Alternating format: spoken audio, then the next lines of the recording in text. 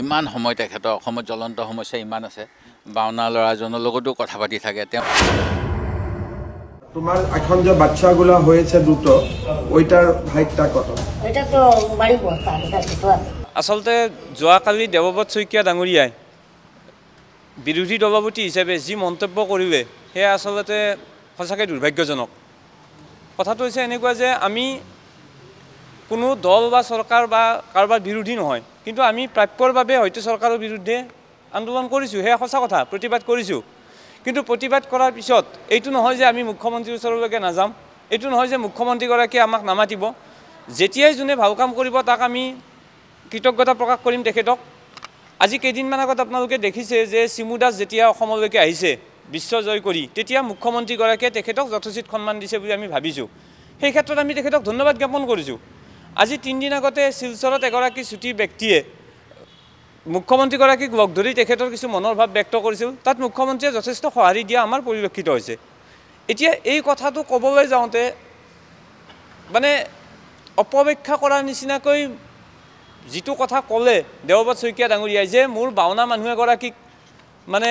লগ কৰিবলৈকে যেন মোৰ ইমান সময় নাই বা মই এইবিলাকত কষ্ট পাওঁ তেখেতে যদি ইমান মনোকষ্টই পায় তেতিয়াহ'লে তেখেতে ৰাজনীতিৰ পৰা সন্ন্যাস লওক না বিৰোধী দলপতিৰ দৰে এখন আসনত থাকি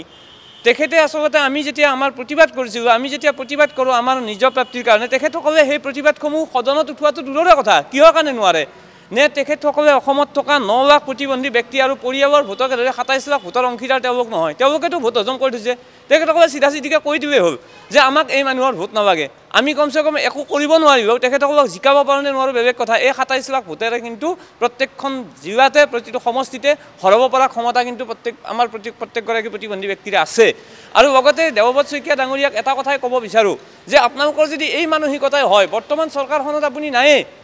তেতিয়াই যদি আপুনি মুখ্যমন্ত্ৰীগৰাকীয়ে দিব্যাংগ ব্যক্তি এজনক লগ ধৰাৰ পিছত যদি আপুনি এই ধৰণে মন্তব্য দিয়ে আৰু আপোনালোক যদি কেতিয়াবা আপোনাৰ নিচিনা ব্যক্তি যদি কেতিয়াবা চৰকাৰখনৰ যদি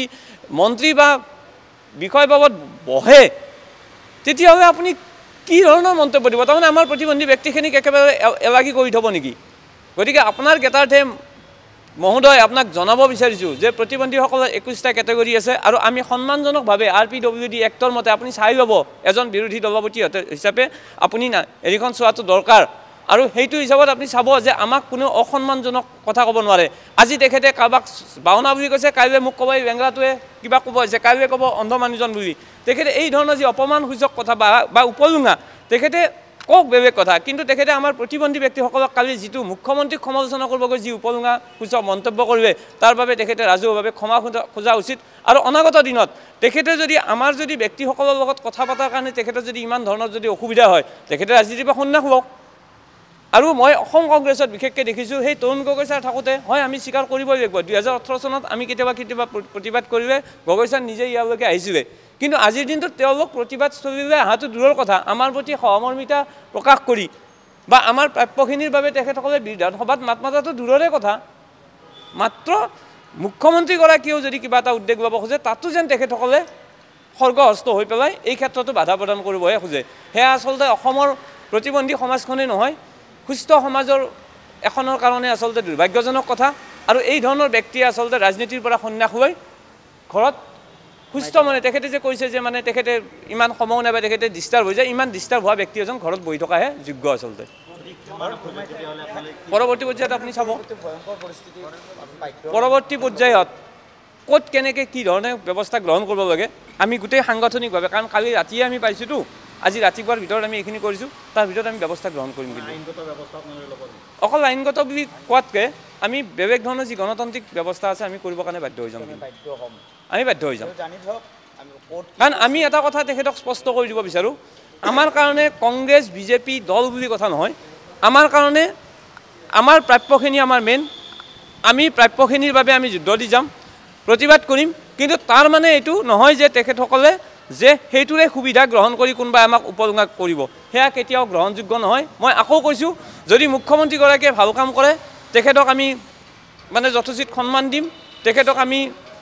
মানে ধন্যবাদ জ্ঞাপন কৰিম আৰু যদি এখেতেও যদি তেনেকুৱা ভাল কাম কৰে তেখেতক ধন্যবাদ দিম কিন্তু যেতিয়াই বেয়া কথা ক'ব তাক কিন্তু যোগ্য প্ৰত্যুত্তৰ দিয়া সাহসো আমাৰ আছে এতে যদি ৰাজহুৱাভাৱে ক্ষমা নোখোজে আমি তেতিয়াহ'লে আমি ৰাজীৱ ভৱনৰ ওচৰত আমি প্ৰতিবাদ কৰিবলৈ বাধ্য হ'ম আমি প্ৰতিবাদ কৰিম তেখেতে যেনেকৈ ক'লে মানে বাওনা বা কালি আমাক অন্ধ বুলি ক'ব কাৰোবাক লেঙেৰা বুলি ক'ব তেনেকৈ কোৱাটো আমি বিচৰা নাই এইটো আমাক উপলুঙা কৰা হৈছে আৰু তেখেতে আমাৰ প্ৰতি মানে সময় নাই বুলি কোৱা হৈছে গতিকে আমি এইটো নিবিচাৰোঁ প্ৰতিবাদ কৰিম আমাৰ যদি আমাক এনেকুৱা কৰাৰ ফলত যদি তেওঁ যদি ইমান জ্ঞানী মানুহ হয় তেওঁ নিশ্চয় আমালোকৰ বা আপোনালোকৰ মাজেৰে আমাক ক্ষমা খুজিব আৰু যদি নোখোজে তেওঁ আহি থকা দিনত গম পাব তেওঁ আমি জনতা ভৱন হওক বা ৰাজীৱ ভৱনত আমি ঘেৰি কিনি তেওঁৰ ওপৰত আমি জংকী আন্দোলন গঢ়ি তুলিম বুলি তেওঁ জানি থকা তেওঁৰ যদি অলপ ব্ৰেইনৰ প্ৰব্লেম হৈছে ডক্টৰ আছে বাহিৰত যাই দেখাই দিয়ক ব্ৰেইনটো অলপ কিবা গৰ্বৰ হৈছে তেওঁৰ